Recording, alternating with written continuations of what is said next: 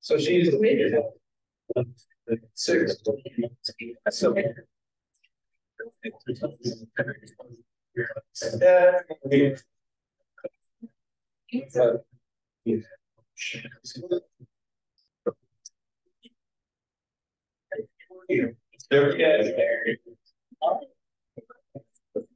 Order these things,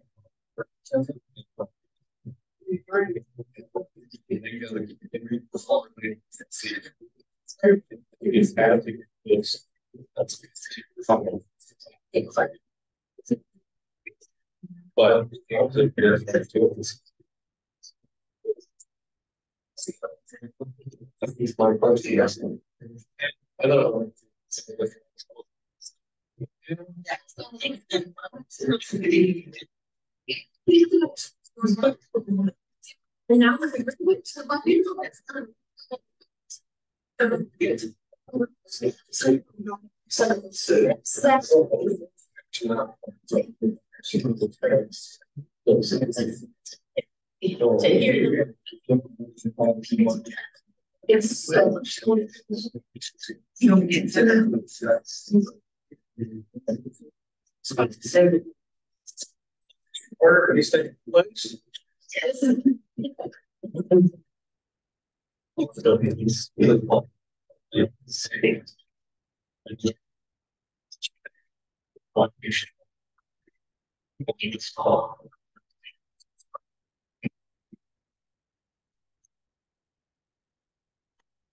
Here.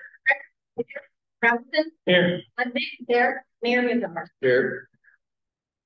So with that, we will entertain a motion to approve tonight's agenda. Do we have Councilmember Robinson, do we have a second?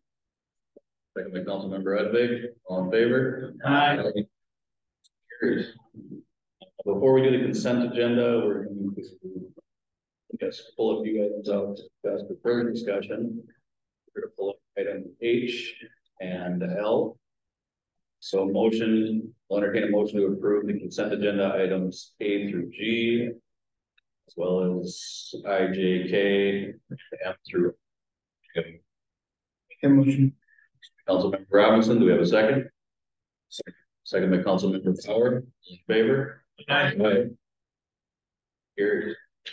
So we'll discuss item H and start with, yep. Thank you, Mayor. Kate, this is basically a question. I understand the pay differential as mentioned here, but who in general of the workload here, the one of the most experienced currently in the office, can it be split because several individuals? No, not to disparage the people who are going to do it, but they don't have the qualifications and skill set. So it's kind of moving papers here and there.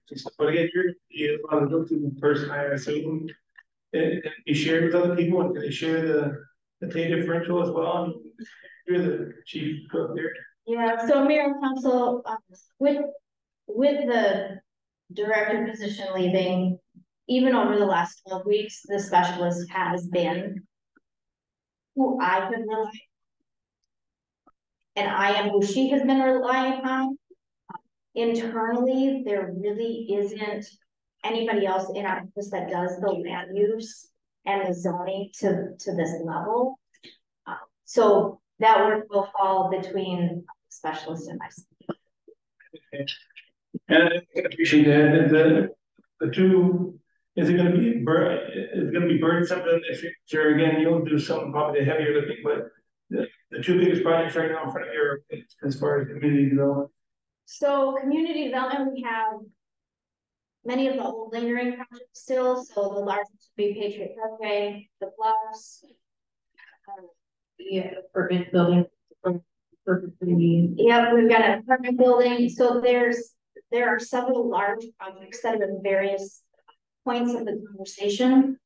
Some of these are through the EDA, which I guess will remain with my plate.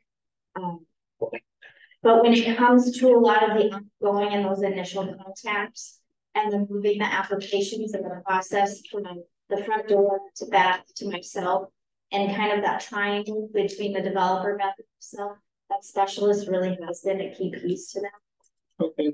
And really the only support that.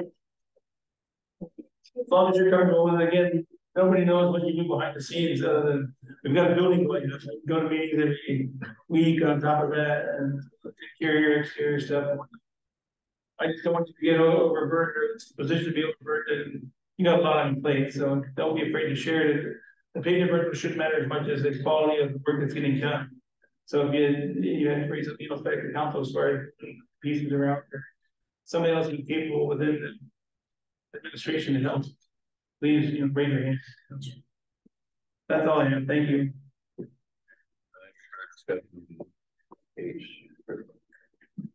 No, I don't find the question when you said, you work hand in hand with the specialists, so you are confident that they can carry this additional workload and that the $4 an hour increase is sufficient for the addition.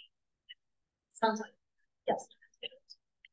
It is, Mary, so I think the increase supports the level of work. I'm not gonna lie that we probably will need some overtime when it comes to trying. We are heading into a crazy time of year. If we can keep that to an absolute minimum, we will, but that would be another piece where sometimes it's not about the money, it's about the time. We'll do what we can to do what we can in 40 hours, a 40-hour work week, but there are going to be weeks where we're just going to be pushing at this. So.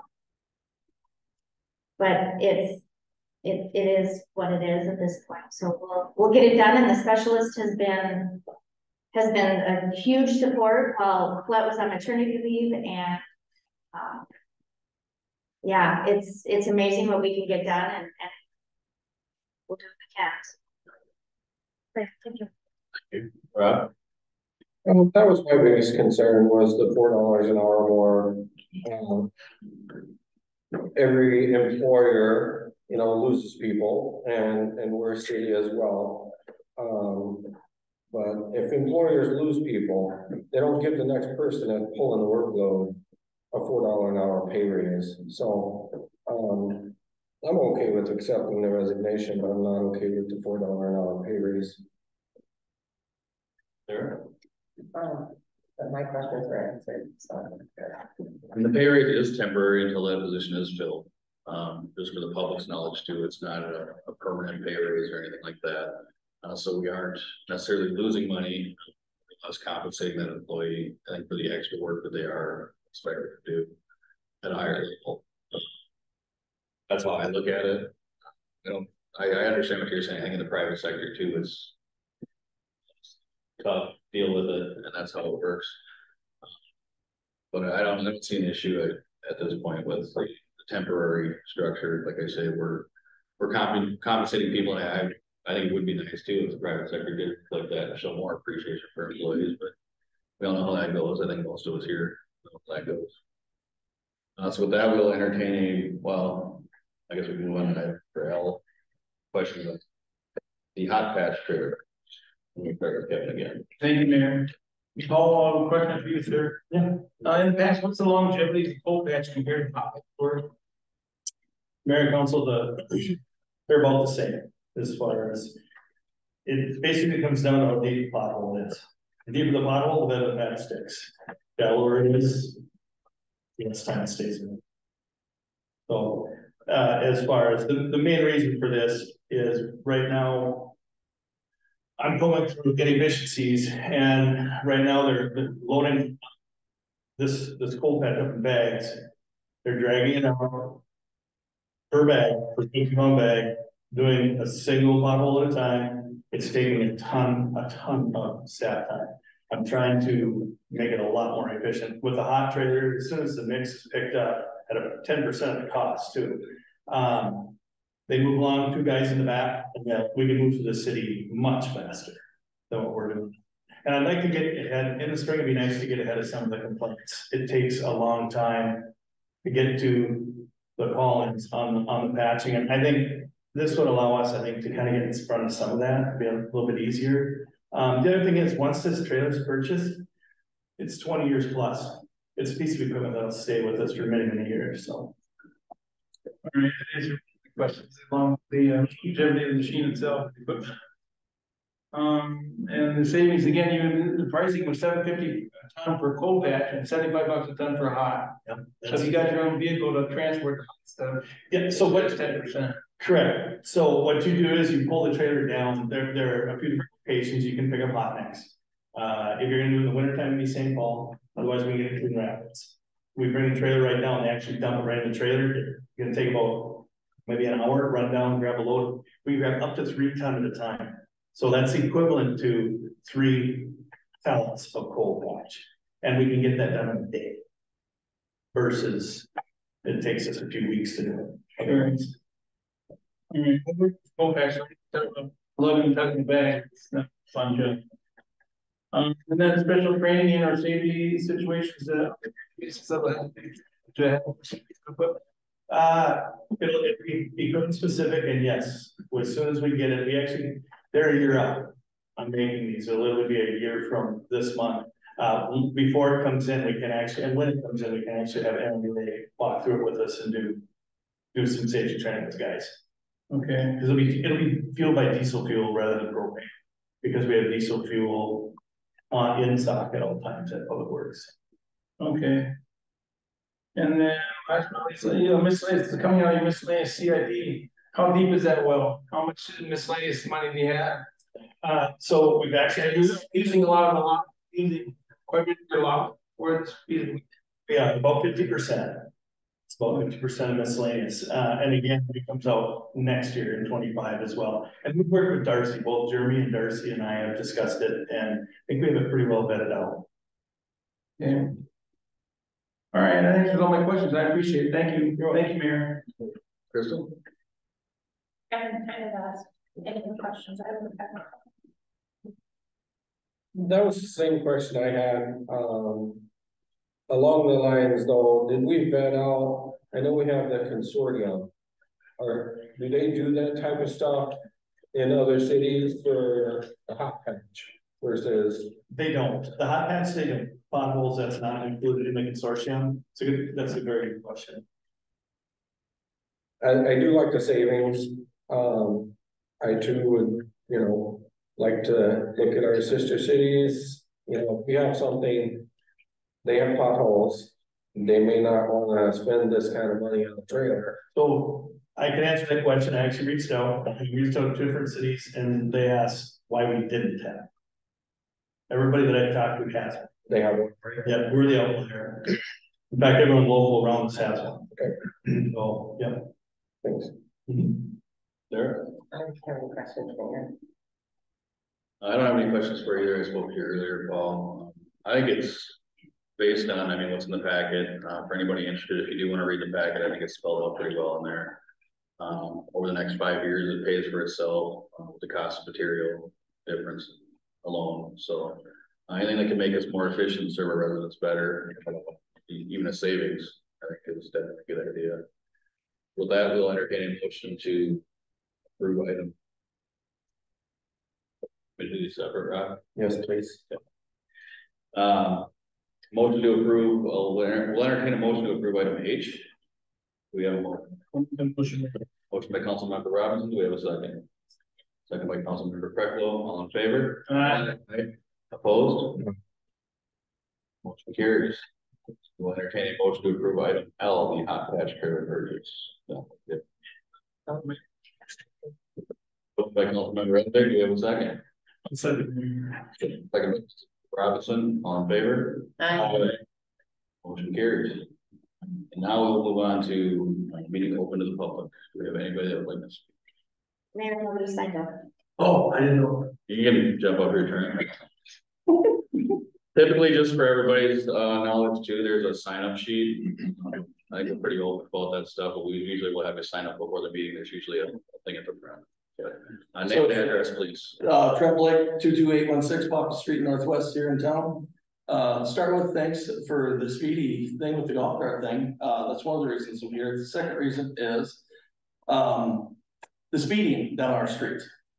So I was very good friends with Mayor Feldman, and he mentioned on numerous times that he had money earmarked for going over the streets. Speed bumps. Temporary. The temporary ones that you screw up holes into the ground, and then at winter time you can pull them out so the plows don't have to go over them, anything like that. And he kept telling me he had money earmarked for it and everything like that. I'm curious about what happened to that. He also had it set up with, I believe it was the city of Maple Grove. They have the little speed trailer that takes pictures, sends a letter to the address and everything like that. I know you can't enforce tickets with that, or at least not yet. At least that way there with these little kids that fly down this road and everything, their parents get a letter that says, why are you doing 48 on the street? You shouldn't be on anyway, when it's 30 kind of thing. I'm just trying to figure out, I mean, okay, so we also have the digital speed ones. We used to have two, one going north, one going south. The one going south, or I'm sorry, the one going north was actually, once they redid Poppy Street, was right at the end of my driveway across the street. So I couldn't back out of my driveway with trailer. So they removed it, but it's never gone back up. My understanding is it was gonna go down, is that 228 there? It was gonna go just on the south side of that, so people coming north would see it. But we have had, it has just gotten absolutely crazy since, I don't know, last year was a lot better, but obviously because of the road construction. But, you know, my question is, what can we do? I know you're spread then. I mean, we had the incident with the accident the other day, and we had officers out there. The unfortunate thing is one of my neighbors, actually, so we set up some phones, which I didn't set up. One of the neighbors on the Oak Grove side set it up, and it slowed people down. But then he almost got hit by a car, and he reacted in my, wrong. He threw a pop bottle at their window. Well, he should have been on the road to begin with, but things are starting to get like that. So I'm just wondering, what can we do? I mean, can we revisit the speed bumps kind of thing? I don't know where the money went to. Steve made it sound to me like he had all the money set aside for it and everything like that. And the only thing I can respond to you with the money, it's the first I'm hearing about it. Steve, unfortunately, obviously with his health issues near the end there, we didn't talk as much as we used to. Two, I know Steve had a lot of ideas and a lot of things that he wanted to do, and he had great intentions. Love to miss him, but he did kind of go over some of that stuff, and I'm not sure where he came with. Darcy, you can tell me otherwise, but he might have had a, but as far as I know, like we as a council never separated speed. So that's maybe a dream that he had that he wanted to do, but didn't quite get there. Right. Again, that's the first I'm hearing about. As far as enforcement and stuff, I think, the council's open to hear any ideas as far as that. We hear about complaints. Obviously, we aware of the Poppy Street issue since we started running the team together. He was even talking about when you look over it too. So my question is, I mean, can we look at something like that with the removable speed bumps? So for wintertime, we don't have an issue with the plows. Can we bring back the digital speed sign so folks that are traveling north will see it? Because when you turn on the is it 220? I can't remember the road is. Yeah. You got the very first speed sign for 30, but then you don't see another thing or anything like that until you get roughly about where Steve's house is. And at that time they're doing 50. So we have full signs stable. We have issues with the time, but I just say that as far as I can say is I'm open to hearing any ideas from Public Works or what. I don't know, screwing anything into the road, especially newly built road would be great. My understanding is it's just you just put the holes in and they just slide right down in it, and then you just pull them out, and they're only probably about that high, but it's enough to rattle somebody. I know that Oak Grove is against any kind of stop signs down there, and said really don't stop signs either because that's the area to see what's stopping. It's interesting to begin with to get it redone. So I don't know where we can go with it. Say if staff has any ideas or solutions, I mean, I think council will be able to hear. Mayor, council. Go ahead. Okay. The speed signs, we rotate them around different locations in the city. They're currently located around 235 Western Run, complaint there. So they're not complaint based, but we do rotate them and they will be back on copy. Well, we still have the one. Yeah, but as far as the northbound location, we can explore full locations so they're not being evicted and they're out of their driveways. Well, and we did, just to add to that, Todd, we did put one down there in the corner. The wind was blowing it over. Oh, and it was, it wasn't working there, but it was down there. And I think that, and the only reason I said I've lived on the street for 10 years, so down in the corner there, the only issue with that too is the people where that's located, you already have the 130-mile-an-hour permit sign. It's after they turn that it seems like their foot just gets heavy and they hit the accelerator. So down where, I mean, where it used to be, we used to have one actually in Steve's front yard, and it was like the perfect location. I think it's only because he was the only one that was really wanting, we wouldn't land it. But it would be on the other side of the road, it'd be on the Oak Grove side. So those are all ditches, don't get rid of those or anything like that anyway. But if we could get one back, I mean, I didn't mind it where it was, but if I had a trailer, like my fish house, I can't get out of my driveway. That's what so. Because it wasn't. So yeah, but yeah, anything we could honestly do, it would be great. I mean, I have too that it's the night with that accident when everybody coming through here, we had 7 different households of people out screaming at cars going by because they were going so fast. So that's I'm not complaining about the fence, but that's not unusual in terms of temporary detours or something else. And you're 100% correct, because the last time it happened, it's the same thing. And normally it's not that bad, but we do get, I mean, I'm surprised. I constantly just do this to people and they just look, wave, like, and I'm like, I'm not waving. But yeah, I don't know. I know you guys try to get out there and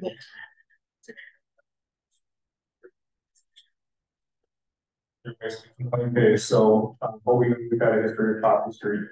Another thing these signs do is they collect data. So we can also look at a month's worth of data, vehicle traffic numbers, as well as speeds, average speeds, things like that. So we can certainly look at that as well. well, thank you very much. Everybody else, open to the public. You can step up and state your name and address, please, for the record. Sorry, first time attending, so let's see you all. I'm David Morney. I live off of Vintage Street Northwest 23271. Just got a couple questions. I overheard that someone bought out the strip mall where the Subway is, and there's plans to put another smoke shop there. And kind of wondering why that is, if that is true or not. But since we just opened one down the road, we're a family-oriented neighborhood. Everybody in the neighborhood's got kids that are in elementary school or just starting junior high. And the other question I have is, nervous.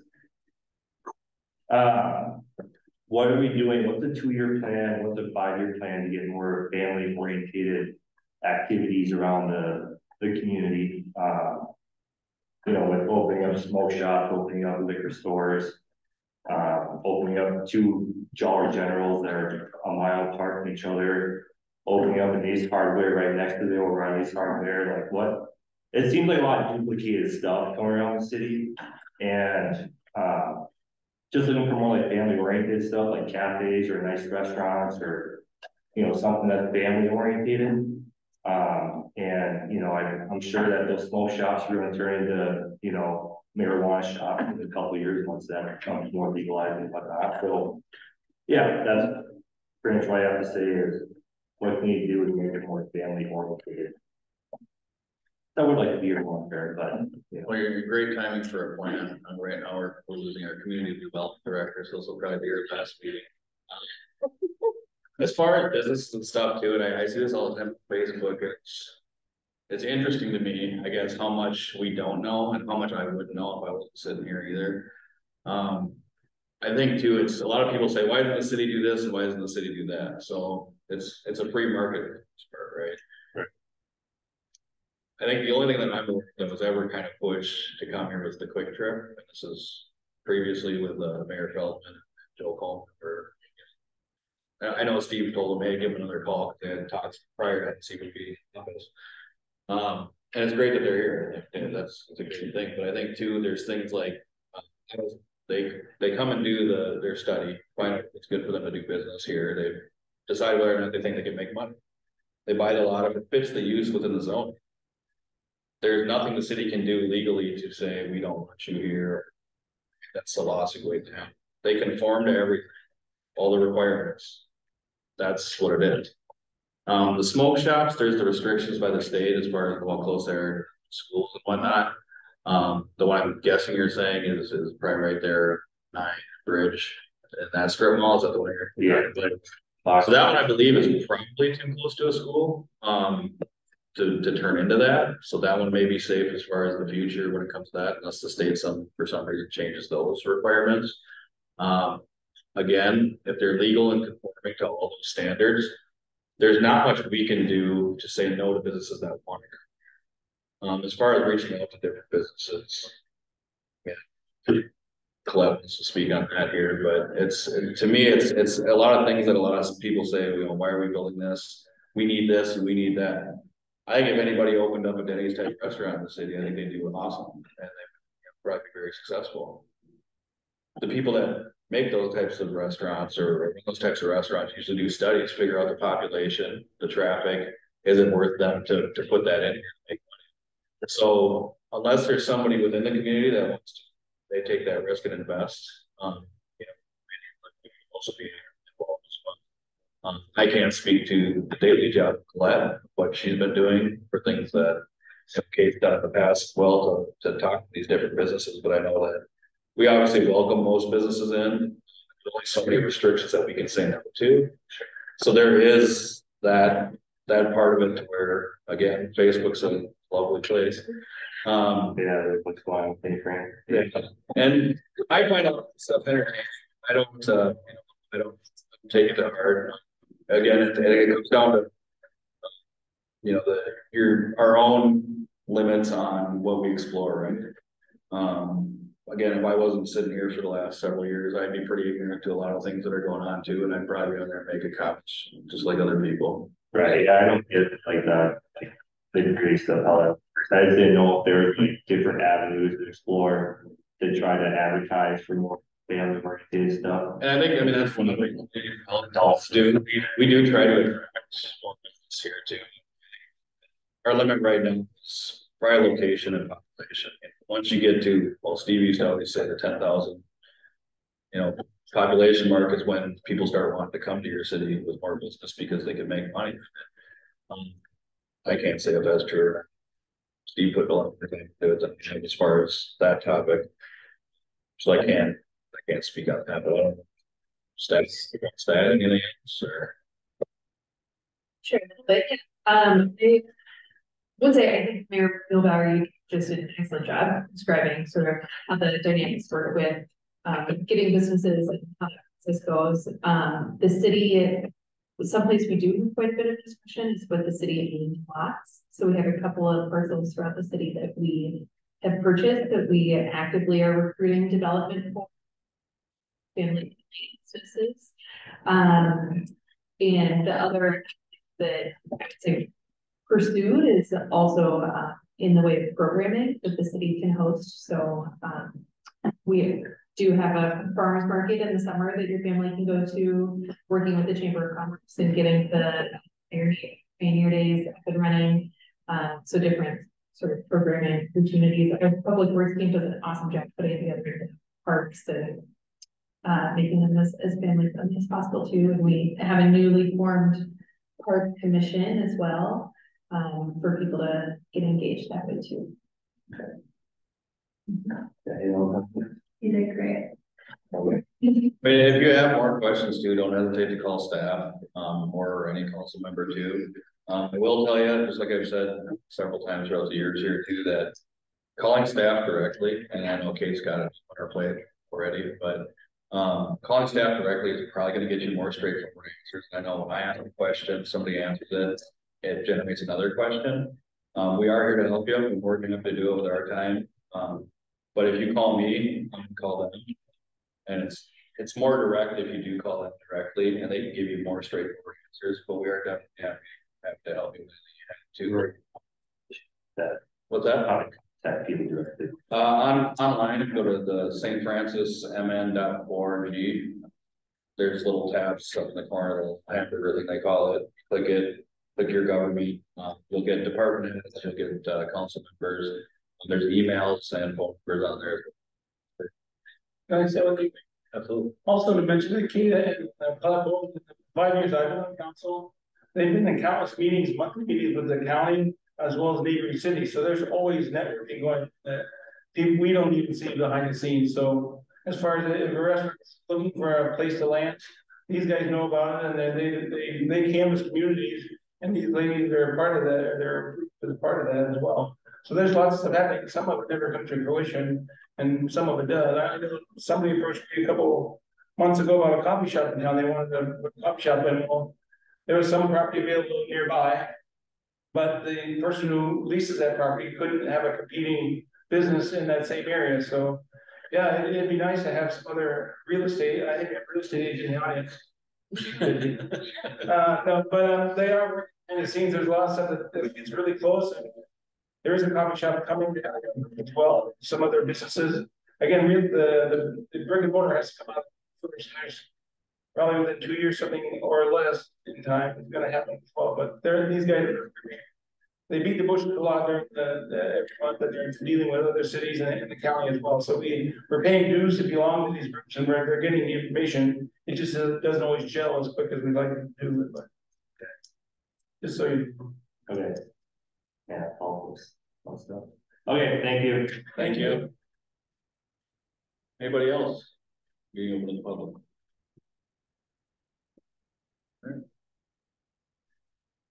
With that, we'll now move on to public hearing, Vista Prairie and Eagle Point conduit line.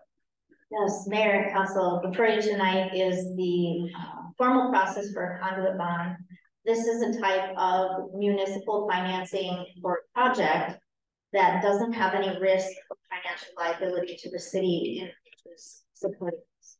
So as a host of the Vista Prairie project, the first of 4 debtors that they are moving through the process.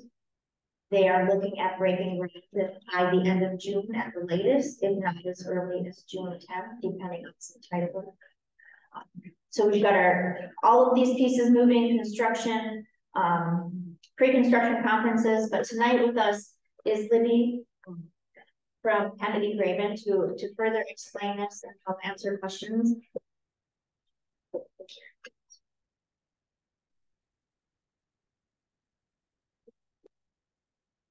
Good evening, Mayor, council members. As the city administrator, said, I'm Libby Canner, for bond counsel for the city of St. Francis. So it's our job to make sure that the funds are issued correctly and to the city so that the city's interests are protected. I want to talk about 3 things tonight. So first, a little bit about the project. So Vista Prairie at Eagle Point is a company that is building a 134-unit senior living facility. So it's going to have assisted living, memory care, and also independent living. So it's going to be on Ambassador Boulevard. So in order to build this, they are coming to the city of St. Francis as well as 3 other cities to ask for conduit bond financing. And what those are, basically the federal government has said that cities or counties can issue tax exempt bonds on behalf of nonprofits like Vista Prairie, well, we're actually a sole member, in order to build housing, including independent living, assisted living, and memory care. So conduit bonds, like the city administrator said, are at no risk to the city. So the city doesn't pay anything for my time, for the time to put together the documents. The city doesn't, take any risk on, so you'll never have to levy taxes, pay back the bonds, you'll never have to pledge any property or, equipment towards them. And even if the project was to go into default, the city would not be on the hook to pay anything. Finally, it is not that conduit bonds don't impact the city's credit rating. So this is asking St. Francis, Nauman, Ham Lake, and the city of Welcome to issue bonds. The reason they're splitting it up is that there's a $10 million limit for something called bank qualified bonds, which means that banks can buy bonds and also get a special tax break. And so you'll see that the city of St. Francis is issuing $11,000 for bonds, but only $10,000 of those tax exempt. So that's the reason there's so many hoops to jump through instead of just St. Francis issuing $1,000 of bonds. Let's see. So tonight's approvals are approving the issuance of the bonds, the bond documents, and then granting post-approval to the cities of Dalton and Hamilton, saying that those two cities can issue bonds for the project that's located here in St. Francis. The city of Welcome is issuing bonds in a different way, so you don't have to give them post-approval, but just, you know, they're also working on this project. And last but not least, the city of St. Francis does charge an issuer fee for the work you do, you know, signing these documents and being willing to issue the conduit bonds, and it's $50,000. I'm happy to take any questions. Questions, Sarah?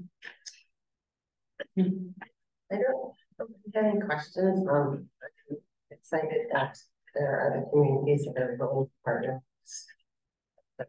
Help them as well.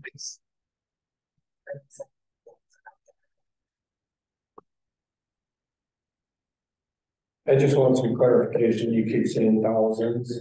I'm seeing 11 million. I'm so sorry. It is 11. I just want to get. I don't have any questions. Thank you for that. Yeah. That's great. Kristen? My question is why would other cities, what interest would they have in bonding? City of St. Francis is going to ultimately benefit the utilities and all of those things. What are these other cities benefiting? What is their benefit to signing on to this project? Well, similar to with St. Francis, they will get an issuer fee for issuing those bonds. I don't know exactly what the amount is, but that is their primary interest, and it's really just something easy they can do to help out another community. There, like I said, there's no risk to them either, and generally, cities issue these bonds if they're not planning to issue other bonds that year, because there's this $10 million limit, and so now then, Hamlet or just other cities that weren't planning to issue bonds this year. And have we, I mean, and this may be something for Kate, but have we ever in the city of St. Francis done this for do another building project in a different community? Mayor and council, no, we have not. That's all the question I'm thinking. I have no question for you. I don't have any questions either. I think it's the whole concept is interesting to me. It's the way they do it. No risk to me. It's a no-brainer. Stand to gain or issue. Hopefully gain the project. Obviously, that's going to serve our community as well as the surrounding communities. I would think that might be some of the interest too. Say that now that their family could be closer as well too. I guess the idea. That's all the questions I have. With that, public hearing at 6:37. Thank you. Anybody that would like to speak on this topic? Feel free to step up to the podium.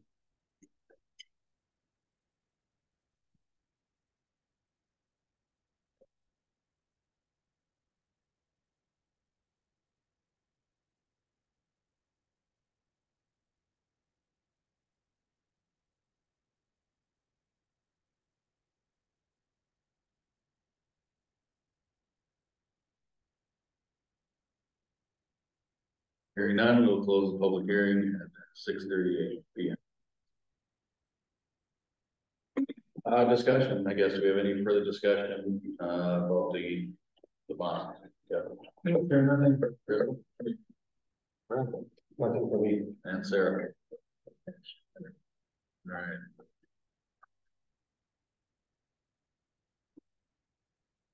With that, we will entertain a motion to approve the, should I do these separate? Or, I mean, it's just the resolution. 2024. So we'll entertain a motion to approve resolution 2024-15. I'll make that motion. Moved by Councilmember Bauer, do we have a second? Second by Councilmember Frecklow, all in favor? Aye. Opposed? Motion carried.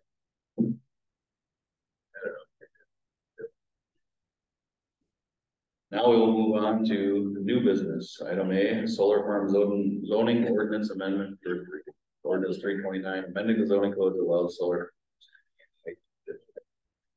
Thank you, Mayor. So, before you tonight is a request for a zoning code text amendment to allow solar farms within the A2 zoning district. This request is coming from Nexus Energy. The I2 isolated industrial district is located on west corner of the city. It's that entire purple area that you see on the screen there. For the most part, this land is owned by German. There are a few parcels south of Hillendale Drive. But the intent of the I2 industrial district is really to accommodate industrial users that need to be isolated from areas. And so today in that district, there are a mix of different uses that are permitted. And those range from industrial to agricultural to different utility uses. So the city today allows two different types of solar uses. I'm not going to expect you to read these entire definitions. But the idea is that there are two kind of separate uses. So one is the community solar energy system or solar garden. And the idea there is that this is a system that provides retail electric power to multiple neighbors or businesses. The solar farm is slightly different and they do kind of have some overlaps. But the solar farm is a system which is generating electricity for the purpose of wholesale sales. So within the city today, those solar gardens are allowed within the agricultural districts, the urban reserve, and in industrial districts as a conditional use. The solar farm is allowed as a permitted standards use in the agricultural districts and urban reserve. And so that yellow square is really where we're looking tonight. To see if that makes sense to have solar be allowed in too. Planning Commission held a public hearing on this topic on April 17th. There were no comments that were provided either at the meeting or in written form. And so Planning Commission did unanimously recommend approval of the amendment. And so with that amendment, their recommendation is that the solar farm must continue to be a permitted standards use for that I2 district. And then the standards that the city would then apply in the I2 district as well. So tonight, council is asked to take action. Suggested motion on the screen. I believe it's also on page 70 in your packets. That, I can answer any questions. Questions, Rob? I know St. Francis is not due to the concussion protocol out in that region, and solar panels are made of a lot of land. So if Conexus Energy wants to replace glass a lot, for looking at, but I just don't think it's the right area for that type of industry. So, and then with the city's kickback on that type of stuff, is this all owner based or then the sell out as solar? So Mayor and Council, this is something that again, Conexus Energy is working with Milford Project together. They brought this request forward, and so I assume that they have figured out a way that it should work. I'm not sure if that is. Yeah, so if they have other thoughts, speak, that's something. So as far as the way that the power would be transferred back is probably the questions that are going to be up. So, That's right. Kind of my questions too. I'm like, how does that work with these solar panels right next to all these? Crystal? So, I mean, I've got pictures right along the wall. It's a distance from that, so I just don't know how to stand the solar panels out there, but. And I'm more than one half. Yep. Yeah, I got a couple questions. It says that includes no wetlands, open space, and well, they, 300 per se, but I mean, what area do you think? And also, what wetlands are any of that going to be? Any of the piers for the support frames going to be put in with? Whose jurisdiction is that? I know it's private property, but. So Mayor and Council, assuming that you take action and approve this tonight, then the next step would be for them to submit an application. Because the way that the standards are written is that certain sizes of these solar farms need conditional approval. So the size that is indicated that you're interested in actually would need to go through our conditional use permit process. And so at that point, it would be, we would be looking at the site plan proposing, making sure that the necessary set of wetlands, looking at any tree removal that would. And so that would be looked at as part of the step. Okay. Also, then the transmission power from solar panels, is it going to be used on site or is it being transmitted somewhere else? Put back in. And my question being is, we have a terrible energy source on that side of town. If we tag along fiber optics along it, if they're putting in a power line or transmission line of some fashion, can we tag along and put any fiber optics along with that if this goes down the road? That western area is just a barren as far as the service. So Mayor and Council, my understanding is that the energy would go back to a larger service, but that this energy that's collected on the site would serve the surrounding community. So we wouldn't be sending any far away. I guess I'm not sure as far as what types of utilities we need to put in, and then how that would relate to. It'd be interesting to delve into a little bit more if they are coming, if there's a transmission line that are existing, then they were, if they were putting in a new transmission line this farm, depending on the size of the farm, how much energy it's going to produce, it'd be interesting to maybe partner with or tag along to serve that area of our community because it's in dire need.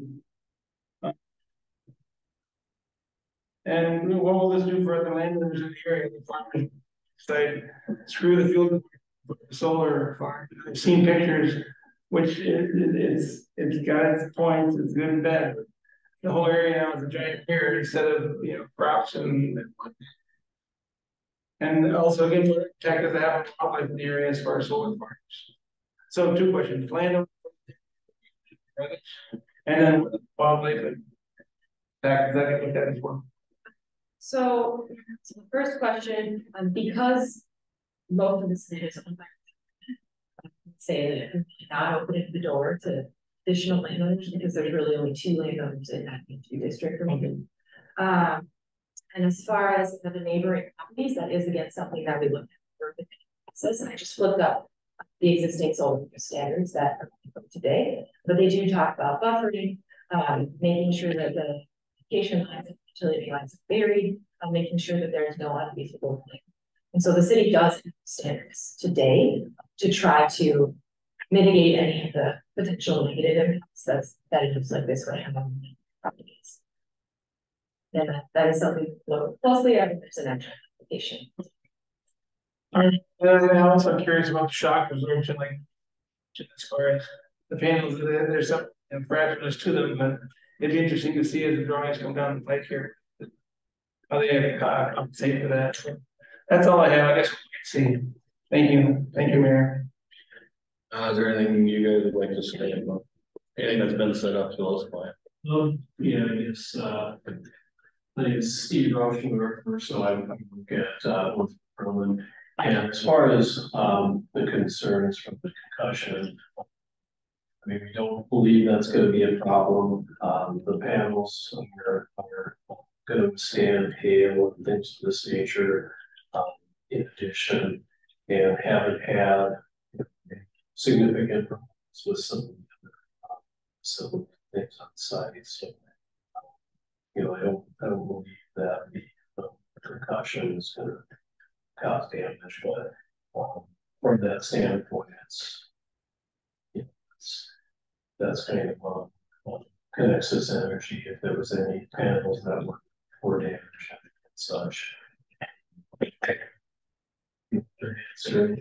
Transmission piece. Can I also ask if you guys come closer, I know the people that watch this transmission, even though it's crappy as it is, the closer they get to the microphone, the better it is for people to hear it all. Sure. Just out on the podium. Please ask. Good evening, Mr. Mayor, Council. My name is Tom Guttormson, and I'm principal engineers with Nexus Energy. We'll be working on this particular project. A couple of questions came up. One was where this would be interconnected into transmission and where the energy would be used. The output from this system will be connected into existing power lines that run alongside the ones that are already. So we should not need to build any additional power line facilities other than just the lines coming from the solar panels themselves and feeding up into the existing distribution system.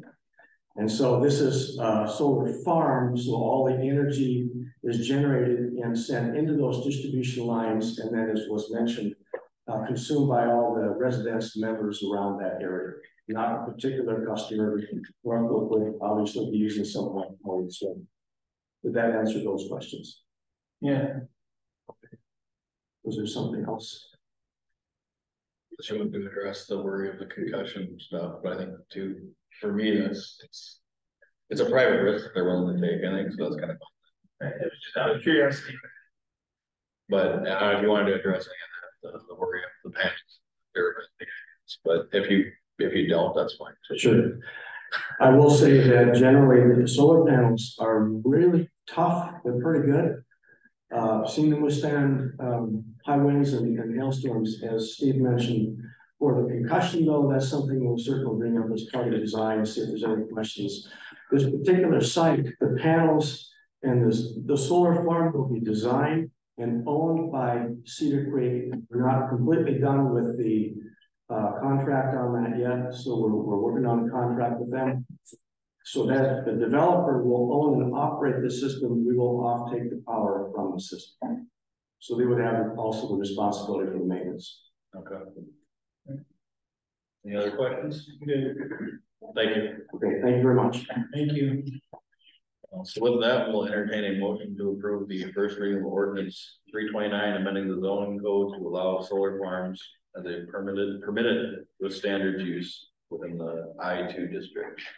Do we have a motion? Make that motion, Mayor. Motion by Councilmember Edvig. Do we have a second? Second by Councilmember Krecklo. This is an ordinance. Mayor Councilmember Krecklo. Yeah, aye. Robinson. Aye. Edvig. Aye. Mayor. Aye. Motion carries 5-0. Again, that is the first reading. And now we'll move on to ordinance amendment item B, chapter 736 recreational vehicles, first reading, ordinance 330, amending chapter 7-3-6 recreational.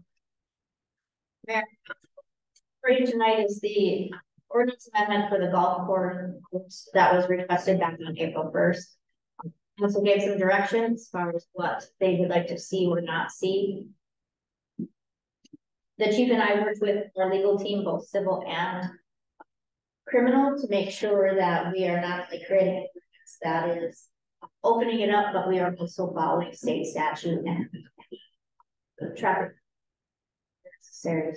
So with that, the ordinance is before you, and tonight is the first reading. It was effective June 24th. If we stay on track. With that, I am happy to answer any questions. Questions, Crystal? My only question was in section 3B where it talks about the permit. you know, it walks through needing a permit for it and just simply says that the fees will be established at a later date.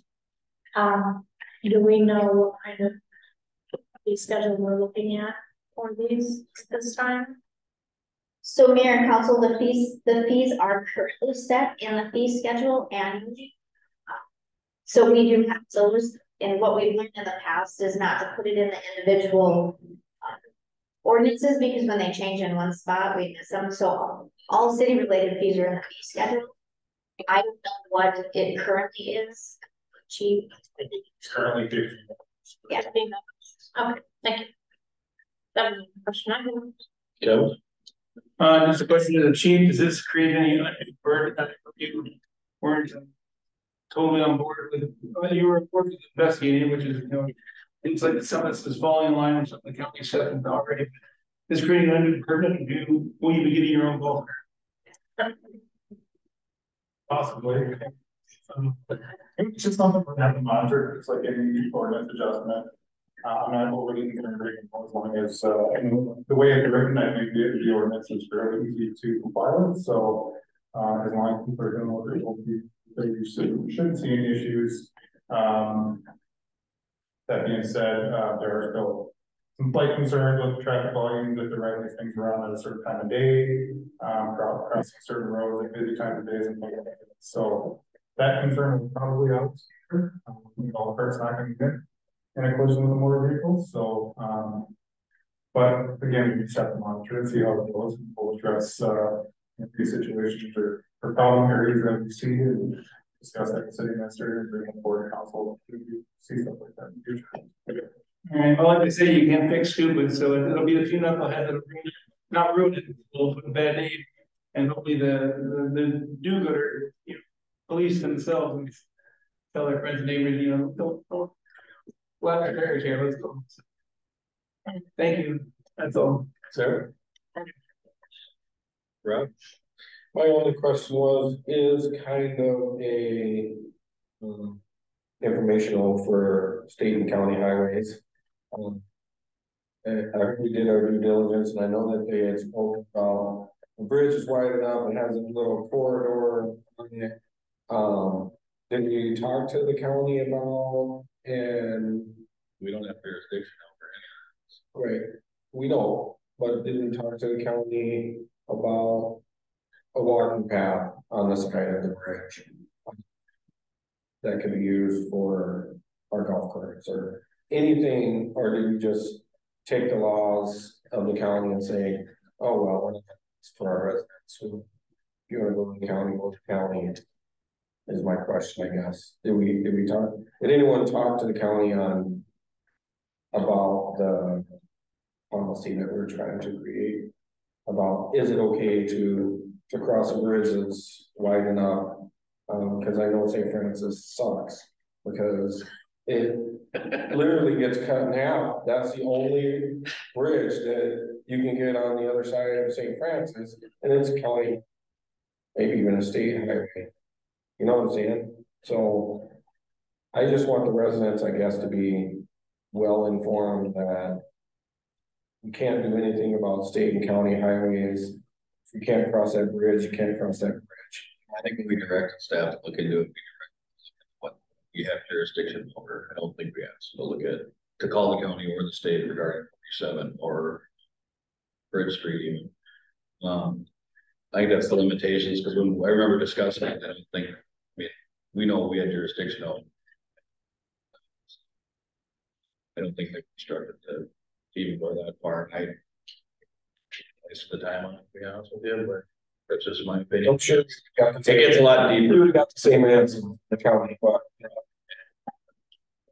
So in 6,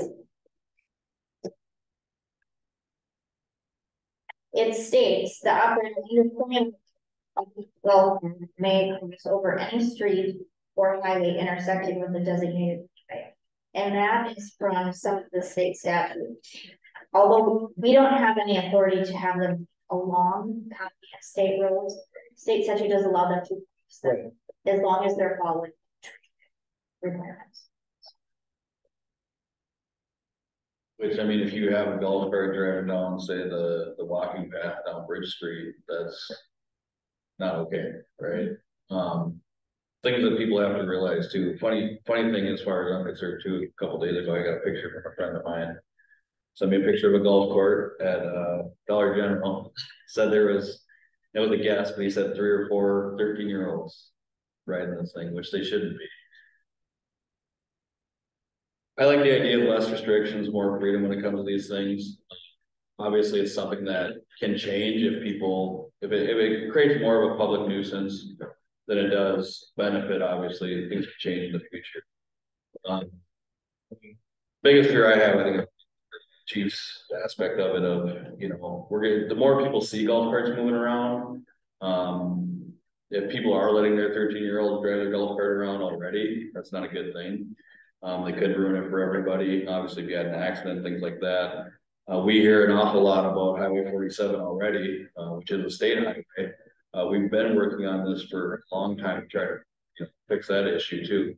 People crashing all the time there, hitting people, hitting each other in vehicles. I think Patterson like too. Maybe I'm wrong there. Anyway.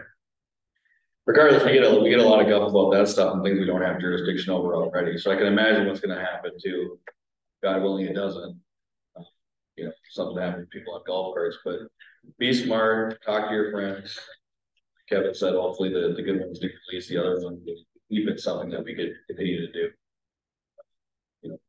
Forward with this. So, anything else from council?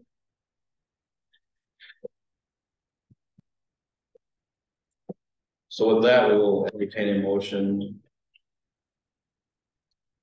We will approve the first reading amending chapter 7-3-6 recreational motor vehicles.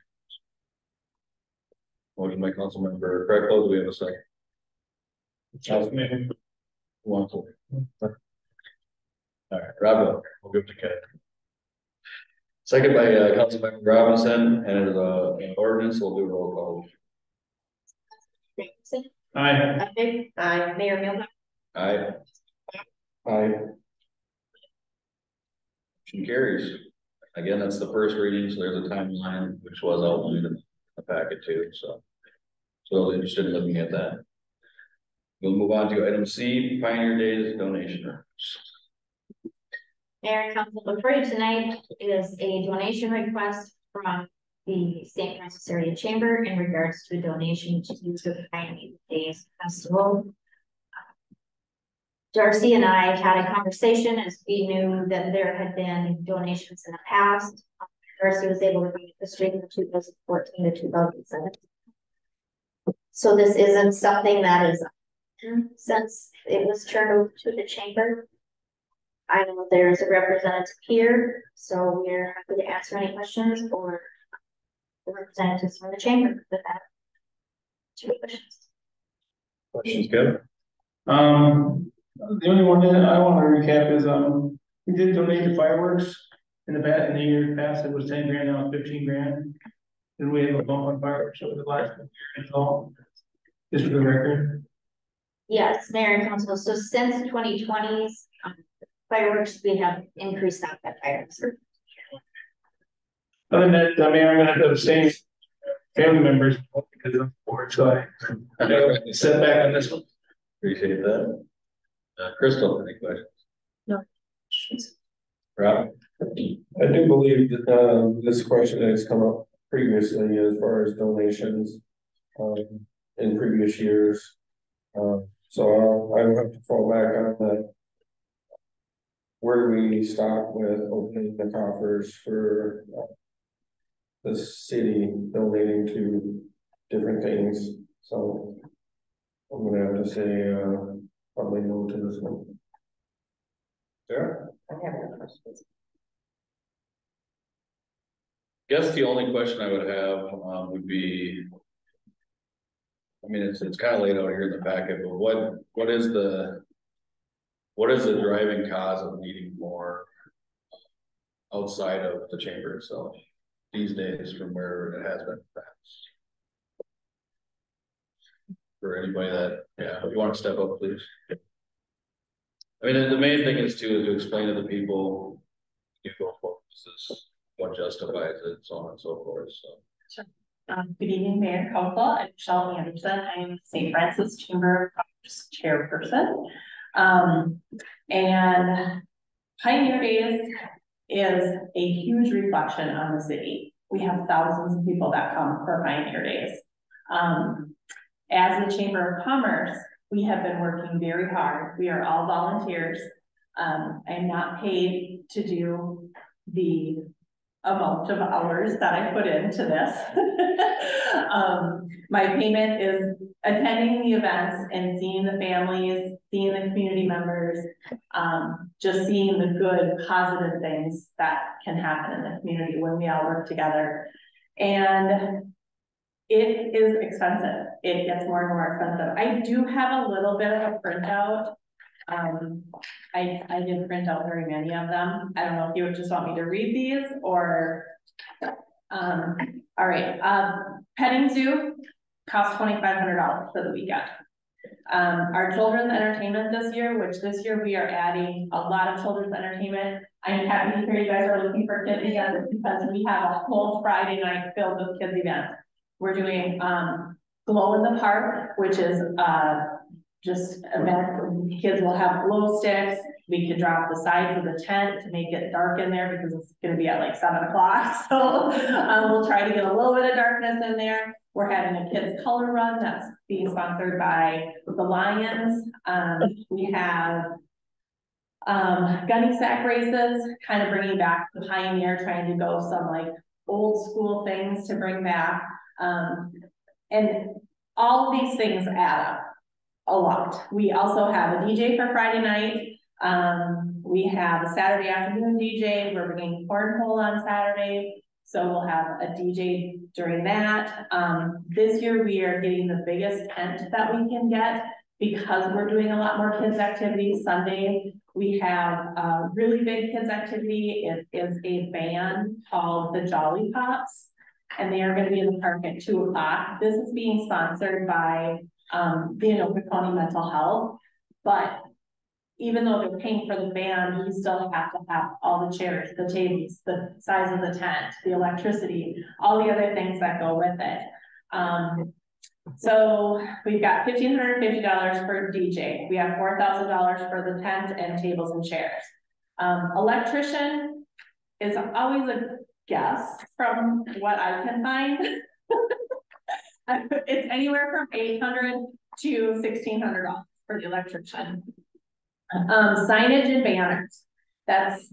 We spent a lot of money last year on signs and different banners that we're reusing, but with the additional ones that we need this year, we're at $300 to $500. Now, we don't have to spend that money. I mean, we can just skip the signage, but one of our biggest complaints last year was there wasn't enough signage. That reflects upon the city. It doesn't reflect upon the chamber. When people go to Facebook, they're going to be like, the city didn't mark the streets very well. We're making a positive thing for the city. So when you say that we're asking for a donation, the things we're asking for is to make the city look better. We're not just saying, we want to have this fun party and we want money to make it more fun. No, we want to make it so it's comes off as a professional event that people want to come year after year and support the city and good things. We know we'll always have people complain, but that's beside the fact. Carnival fee is $2,000, insurance $2,500, waste and recycling was almost $2,000 last year. From the looks of things, it's probably going to be $2,000 this year. Advertising is around $1,000, and then this year we're doing golf cart rentals to shuttle people from the parade drop off to where the parade starts. So that's just it's like some of the major amounts.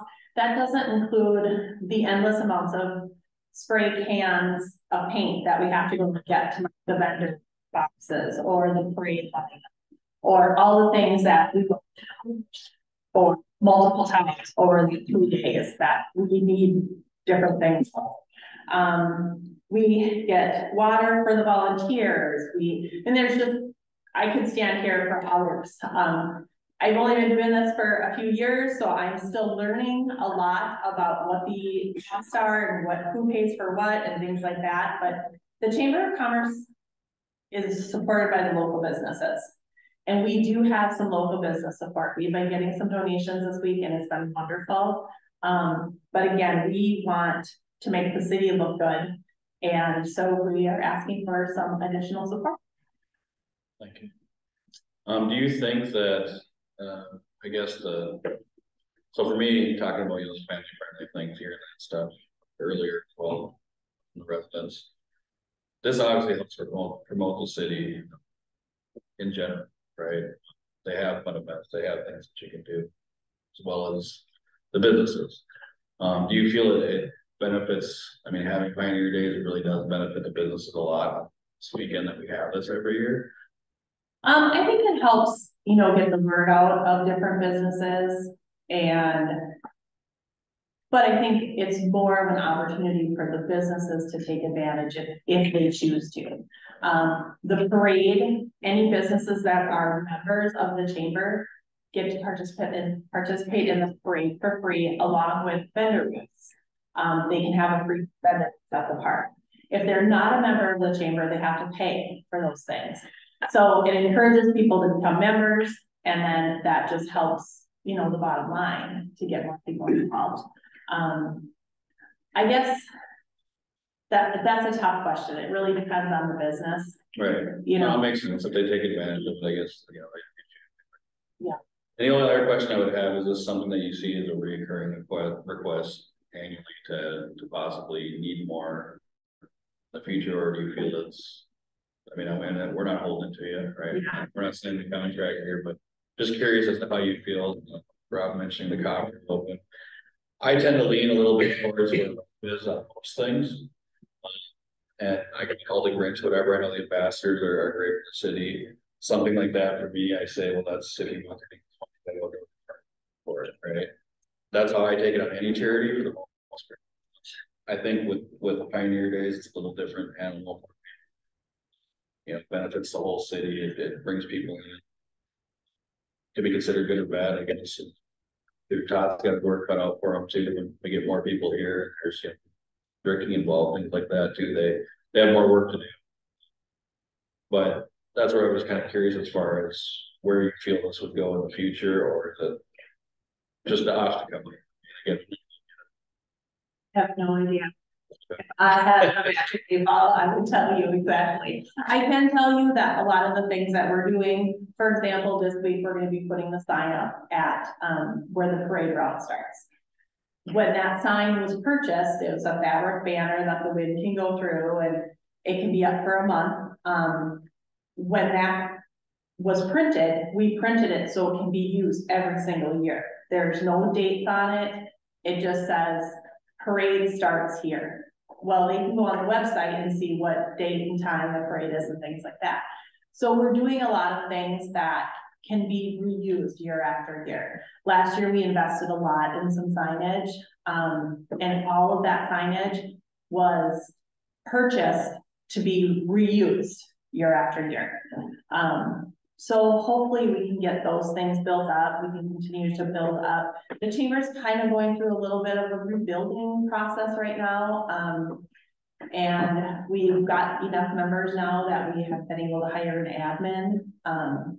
And with being, everybody's a volunteer on there. We just have the one paid person who's very, very part-time.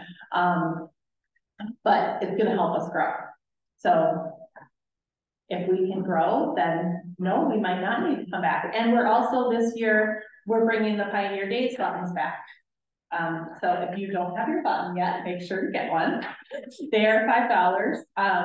And a lot of the events that we're doing, you either have to have a button to get in, or all of our food vendors. We have over 20 food trucks coming. So we're also kind of incorporating a food truck festival to get another demographic of people to come to the carnival that wouldn't normally come. But the food vendors, almost all of them are offering a discount for having a button. This could be this could be our thing, this could cover all of our costs, but we don't know what we're gonna run into. So we could spend all this money and we could have terrible weather Friday, Saturday, and Sunday, and it could cost us a ton of money and we walk away with nothing. Who knows? But it's probably gonna be beautiful and we're gonna have thousands of people come. Everyone will be really sweet and everyone will talk about how great St. Francis is.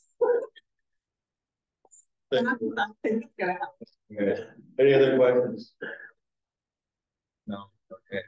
With that, we'll entertain a motion to accept the Pioneer Days donation request. We have a motion by Councilmember Edvik. Do we have a second? Second by Councilmember Krecklow, and Councilmember Robinson is abstaining. All in favor? Aye. Opposed? Aye. Motion carries 3-1. And now we'll move on to item D, the work session request.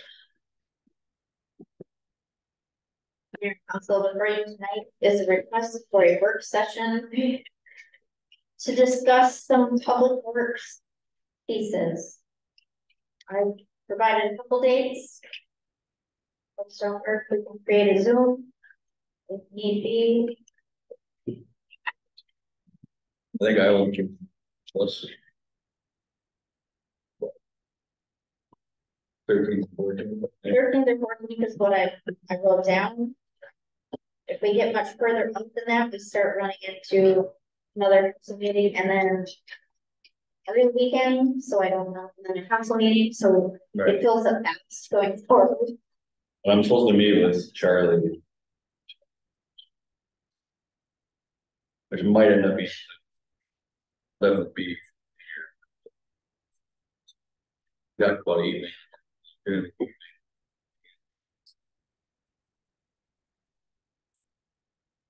Well, 13th works for me.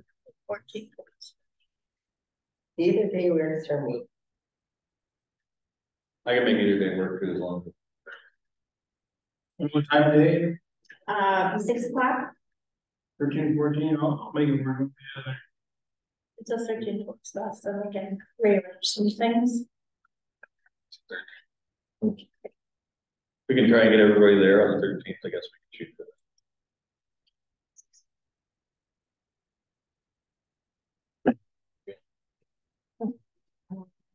The community room and city hall.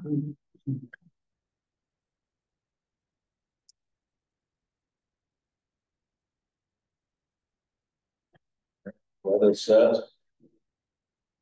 Meeting open to the public, second one. Anybody else like to speak again? Sure, why not? Name and address for the record. Yes, I'm Travis Denzel, 227 3770 St. Francis here. So I like many St. Francis pay a large water bill. You guys are probably like water bill concerns. I have parents who live in Blaine, obviously much larger scale of the city. When I grew up, it was fields, of course. As it grew, they were able to get into contractual rates with sewer, trash, and water all combined in one.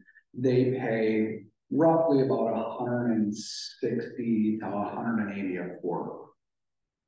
We pay probably close to $100 just for water and sewer in St. Francis, along with paying $45 to $50 a month every other month, $45 to $50 a month in trash. So moving forward, just wanted to see what the plans were now that we have developments. We have a senior living facility. We have multiple developments going on with housing. How's that going to translate to potentially contracting with some of these private companies to ensure that it's sustainable? What I can tell you about the water, which one of the reasons I'm sitting here as well as Rob. Sarah was kind of with us there too in the beginning. She didn't run the same electric, Rob and myself as well as I was very uneducated. I came up here, I tried to start a riot, yelling, screaming, pissed off, got as many people involved as I could. Because I was so mad at the water rates going up, I got a template saying it's going up 85, 45, or whatever the numbers were, right? I didn't understand the same thing either. The Met Council, which has a huge user base, okay, down in Blaine and Coon Rapids. Blaine, Coon Rapids, I don't know, you can name tons of cities, all go down to St. Paul basically, so their user base is huge to split those costs. Us here in St. Francis, as well as, I think Isani's on there, Cambridge built their plant. We have our own plants to sustain because they don't tie in. The Met Council is a separate entity to where you would think, hey, we're in Milton County, we should be tied into that too. Awesome, I'd love that too, as far as water goes. Unfortunately, that's not where it is. Right now, I believe the Met Council has a dead end line road somewhere, I think 9 in Viking or something. I don't quote me on that. I don't know the exacts of it. Steve was all into this, or trying to get him to come here, possibly be a substation. The constituents here too, I believe you're probably gonna get a mixed vibe from as far as that goes, because when you do tie on, or the Met Council does dictate certain things in this regarding traffic things. They have some jurisdiction, I guess. It's kind of weird the way it works, in my opinion. But when it comes to the water and sewer, we're not tied into their system. So having that benefit of paying, quarterly, what we pay monthly would be awesome. Unfortunately, right now, that's not a deal. The other thing is too, I mean, I'm sure if they wanted to talk, we'd be willing to talk to them, because we always try to explore all options at all times. It's going to benefit us. The other thing that is too, is from what I've heard, and not to disparage the Met Council, because, obviously we haven't had those talks or offers to begin with. We had those offers, I've heard that there's strings attached to them as well. That's where people too, a lot of times get afraid that, oh, they're going to build all this Section 8 housing, which is just evil. And, they're going to, because they want to cover their bases as far as the amount of money they invest into it. When they invest all that money and millions of dollars bringing that line out, they want to get that money back, right? I've heard there was some disputes in Oak Grove. I don't know anything about it. I don't really care to speak on that because I'm here, right? But that's a lot of the issue that we have here too. I don't know, are you here recently or no? 7 years. Okay. So I moved in, it was about a month. I think it was like $65 a month back then. I think it was, well, we got elected in 16, kind of working on things. At that time, it jumped way up. The staff and council worked together to try to get it down 20% from where it was at that time, which came at a risk because we were draining some of our reserves, but to try to soften them. But either way, these things have to be paid. So you got the clean water facility, you got the wastewater facility. Both not cheap. Our issues were mainly with the costs of the wastewater facility, how it went from 8 to 12 or 16 to 24 million so fast. We didn't get a lot of answers from council at the time, but we since have a different public works director. We have a lot of things have changed, I guess I should say, over the years. I do think they've changed for the better, but there have been some things that I got a lot of questions still about some of those things that took place. Nonetheless, what's done is done, and we have to pay for that now. So we're working on doing the best we can with that. Obviously, if anybody reached out to us about joining into the system, I'm sure we'd be happy to hear it. And then obviously figure out, what we can do with that. So when it comes to the water sewer situation, that's kind of what we're stuck at. As far as, contracting the garbage, for a while, they were doing something where they did electric, water, something all together over there at some point. I think in my dad's neighborhood. But as of right now, it's kind of where we're at with the water and sewer, and as ridiculous as you feel it is, I think we all agree. But nonetheless, those things have to be paid for. If we grow and get more developments, that's going to help pay for the system and user fees and whatnot. It's going to help as well. But it will also get to a point if we grow too much that they're going to say, no, this facility is not big enough for it. You're going to need to build one. So, I mean, what happens? I don't know. If you know anybody on the Met Council, they want to talk, by all means, reach out to them. We'd be willing to listen and explore things, I'm sure. But again, it's not always a popular topic, especially out in one areas, because they look at it as more government trying to come in and tell them what they can and can't do. Again, I grew up in Section 8, whatever. it has a stigma to it. It's gonna bring stuff. It's just what it is, right? It's people's perception. So I don't know if any of that. Yeah, I appreciate the insight. My neighbors. We saw an increase in stormwater fee. Yep. And so that's another concern a lot of the community has is, okay, where is that money obviously being allocated to? And with the monthly water bills that everyone pays. It's separate. Yeah, it's a separate entity, which confuses a lot of people, I think, a lot. We don't like it as much as you do again. It comes down, so MS4 comes down from the state. It's a permit that requires certain things to be done. Giving we discharge to an outstanding water resource, which would be from, and our population density, I believe, two factors into that stuff. So it's a requirement, unfunded mandate by the state, that we have to have a separate fee for these projects, which a lot of people say, well, I live out here, I don't have city sewer and water, you know, this, that. That's not what it's for. It's the ditches, you know, everything that drains stormwater from anywhere. You're gonna have stormwater just because you don't have city sewer road drain that goes somewhere. You still have running that goes in the ditch through the culverts, which eventually goes somewhere. That's things that people don't understand. There's a dedicated fund we have used. There's a few large projects, and I'm sure Paul could probably rattle off a lot more than I could. And you can call Public Works at any time, ask questions, they can give you, I mean, Riverbank was a huge project that we had several years ago. They got a lot of what we had up until that point at the time. They had a lot of flooding issues, things like that. Starting that were corrected and put forth. Regardless of whether we have active projects, we do have, and we have a lot of things too, that just like everything with inflation, the climate that we're in, your bread goes up, the cost of materials goes up, all that stuff goes up with it, and we're stuck with, we have all this stuff to do and we have to pay for it. And that's where that goes to. It's storm, right? It's got nothing to do with wastewater through the toilets or drains in your house. And it's got nothing to do with the clean water, or nothing to do with wells or septic either. It's stormwater, and those projects too, which again, not popular, not something we're happy to say, yeah, we need to increase it, but that's what it is. And there's a lot of other communities too, which I've explained it on Facebook several times, to many different groups and whatnot too. And it's, a lot of cities do it, they don't even know they do it. So we could put it in the taxes, and it would just be part of your taxes. You say our taxes are too high, and you wouldn't complain about that as for.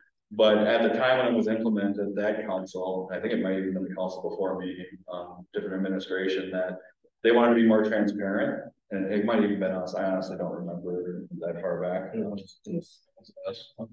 so it was us, I guess. But it was, we want to be more transparent and open and say this is the fee, this is what it's for, and that's almost backfired on us because people look at it and think that, oh, the city's charging so much more for more water when we pay enough for water already.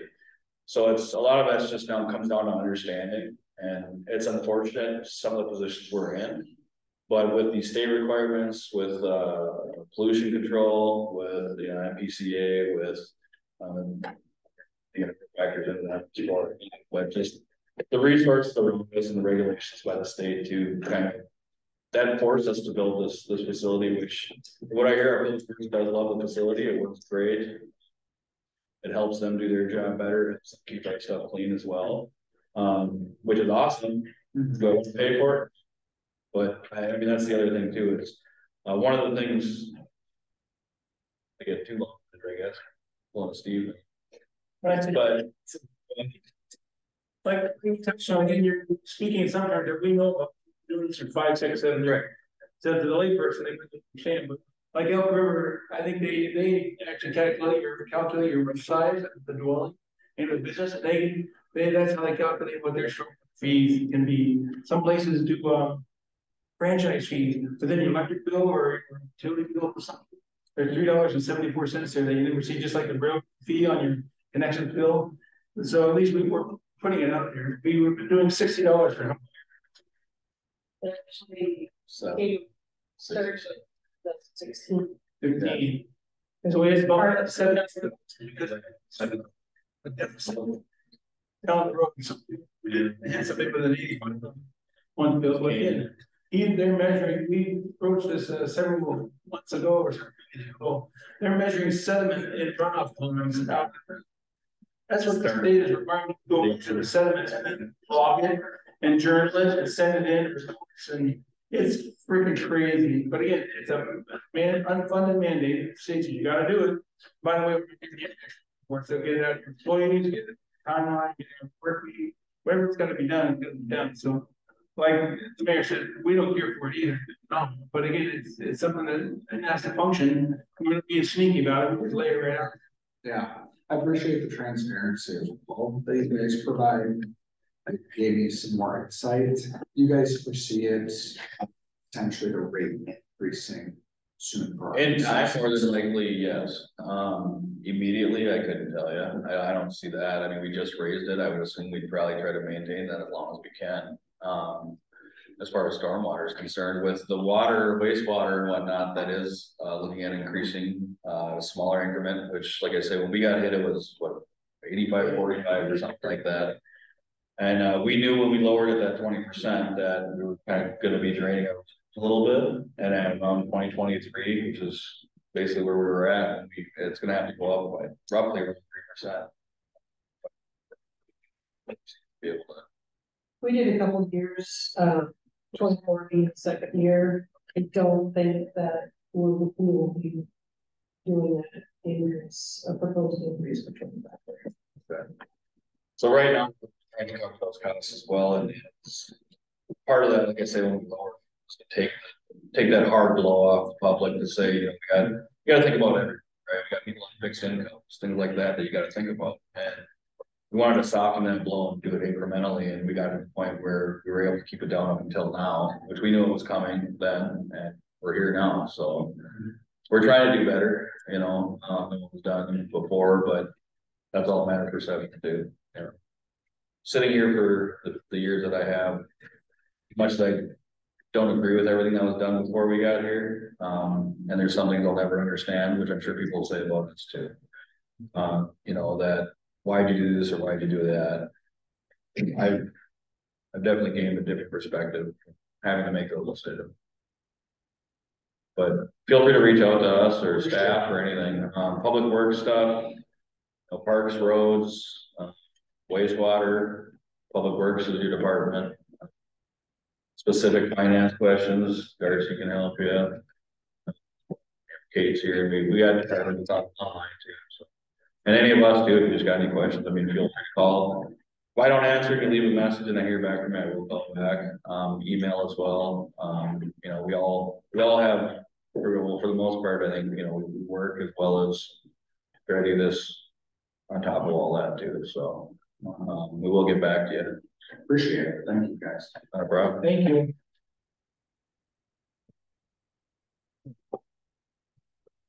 I miss Steve.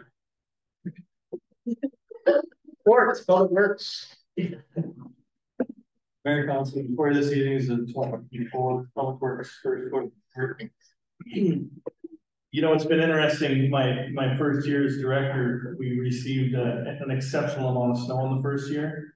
And here I am a year later, no snow in the second year. So it's been especially challenging with budgets.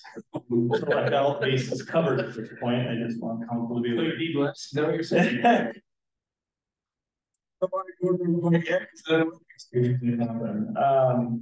give you an idea of decent, I can't even call it decent ice this year. We had 16 days of decent, and it wasn't even decent ice. Normally we're around 51 days of ice.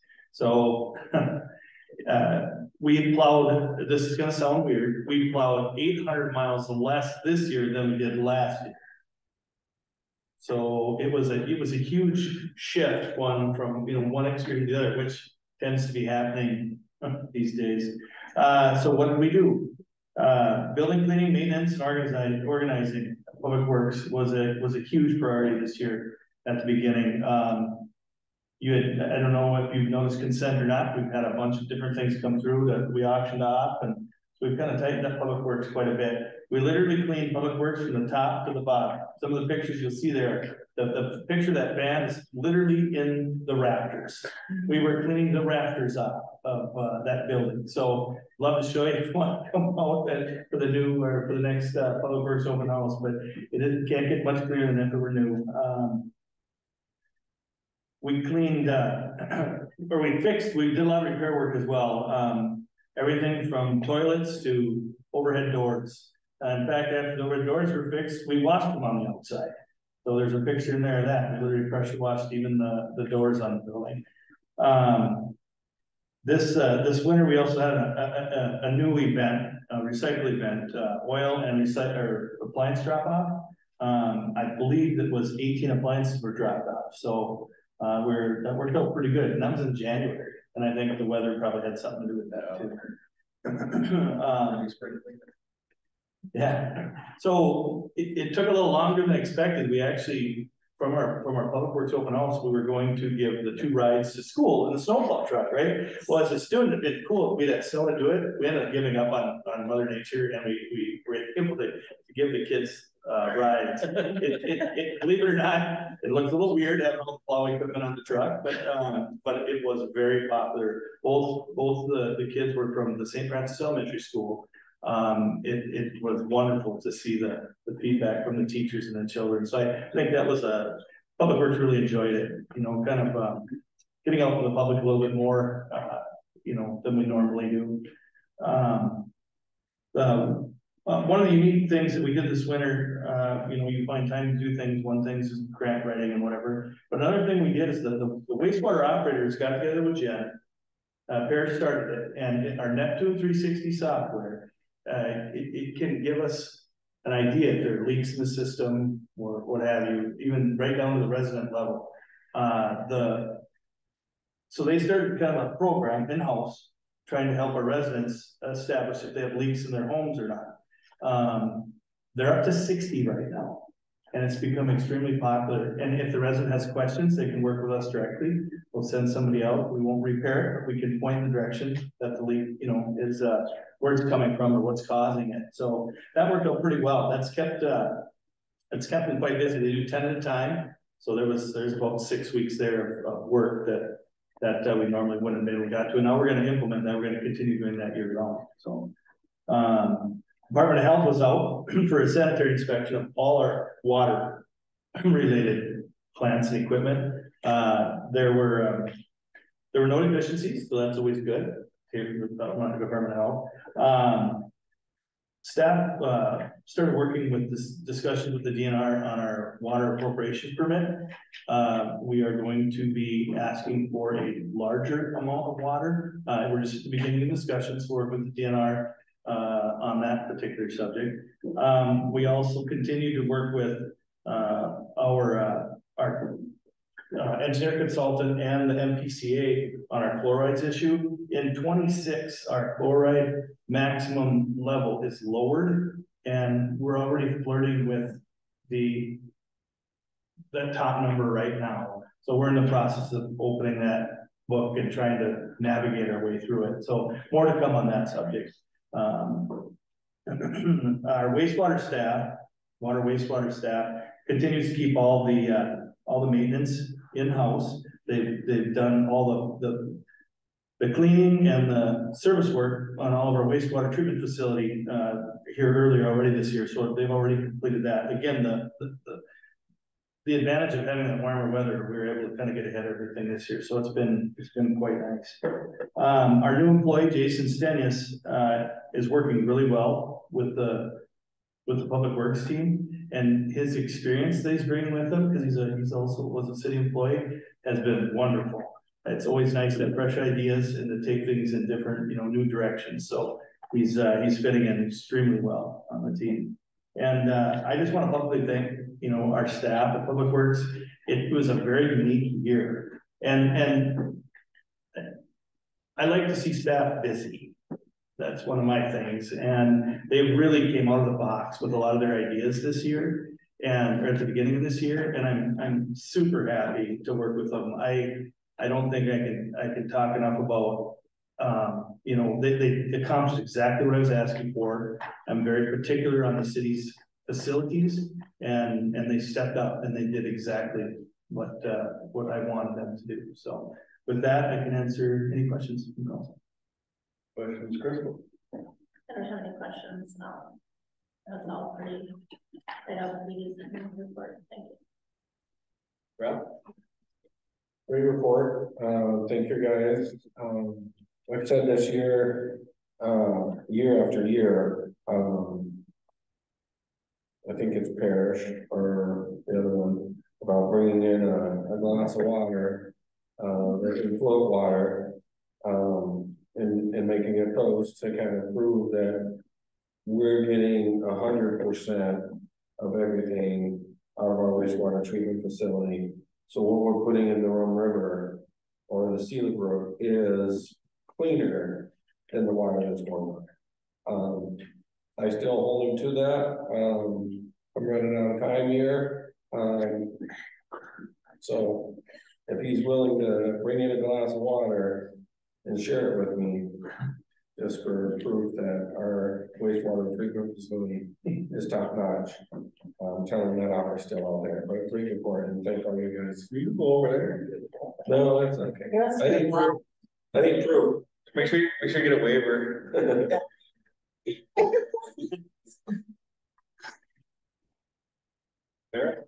I don't have any questions. It's a great report. It's great to see the staff taking pride in fixing the building. I mean, it's already a very nice facility, but just going the extra mile to make sure that, you know, getting up there and cleaning that fan, that had to be real fun. But it's gonna benefit the building in the long run. So I just think that for all their efforts. And I know it was a very strange year for them, but hopefully it kind of wins out next year. I mean, we don't want to work snow either, it's fine. But I don't know if they want to do all the cleaning every year. Maybe they like plant the snow and all that stuff.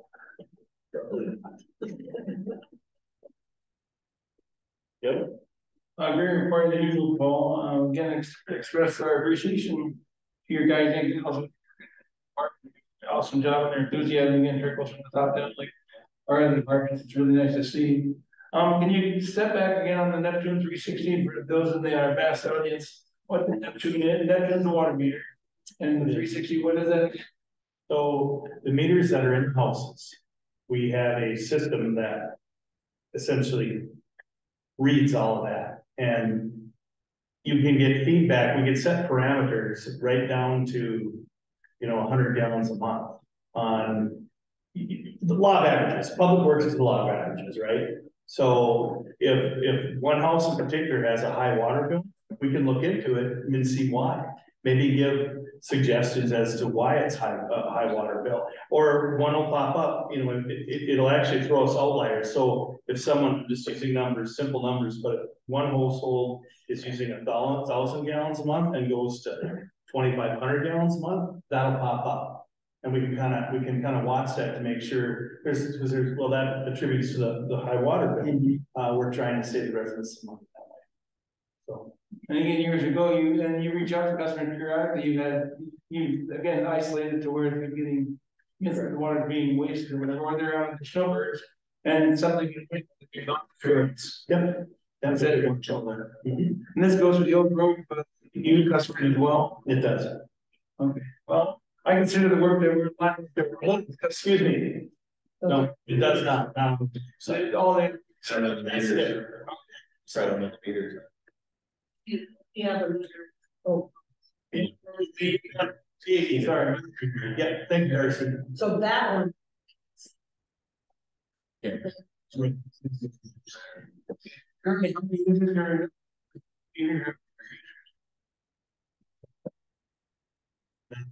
Paris.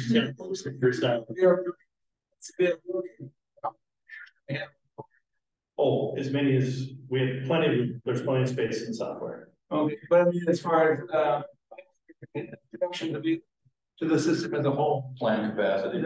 Thank you. Plant capacity. That's we're working on that right now with engineers. Okay. I can email you when I have final results. I can.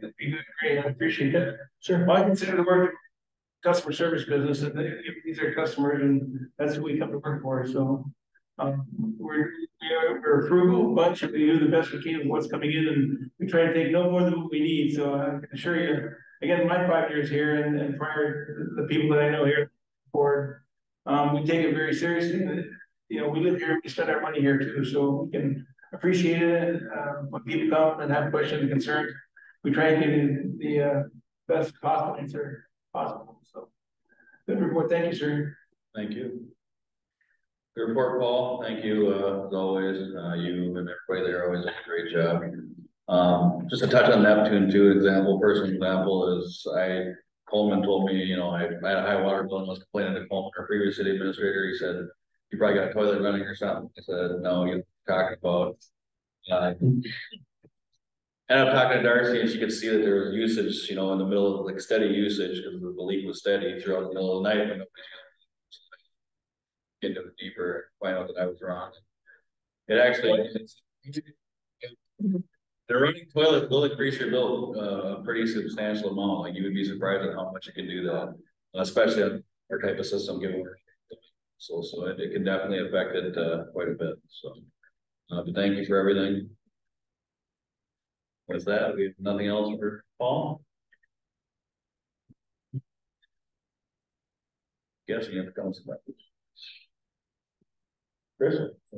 Nothing new to report. Yeah, took a part in the tour last Monday at the new City Hall Fire Station. It really looks awesome. It's going to be awesome. Although the majority of the firefighters will be there and along with the tour as well. So again, kudos to Kate and then Deb with Stahl and the work that they do, and Jeremy, the superintendent.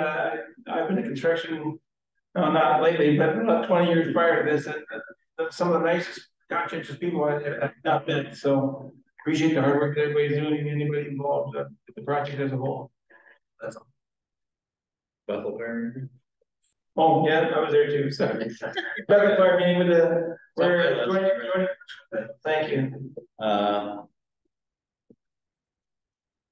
Mr. Report, I will be at the next meeting, May 20th. Yeah. I was at the tour of the City Hall. It was really fun to see the progress that they've made, being able to see where offices are. Council chambers will be, that's pretty exciting. I just want to encourage people to get involved with the base. It is all volunteer based, and the more volunteers make it easier. It can pick up garbage, you can help with the parade. There's so many things that they need help with. Vendor check-ins. So I just encourage people to just take an hour or two and volunteer. It's really fun. It really is a big community there. More people who help. It makes it easier for them. Thank you. Well, I attended the County Fire Protection Council meeting. I attended the Bethel Fire meeting, the joint shared services meeting. I have one with Charlie on the 21st, so that. Spoke with different staff and caught up with the City Hall employees this week. Spent some time in there, talked to different departments in there. I took a tour of the City Hall Fire Department. Excellent staff that were present. With that, we'll entertain a motion. We have a motion. Made the motion there. Motion by Councilmember Robinson. We have a second. Well, second. Second by Councilmember Bauer. All in favor? Carried at 7:46 p.m.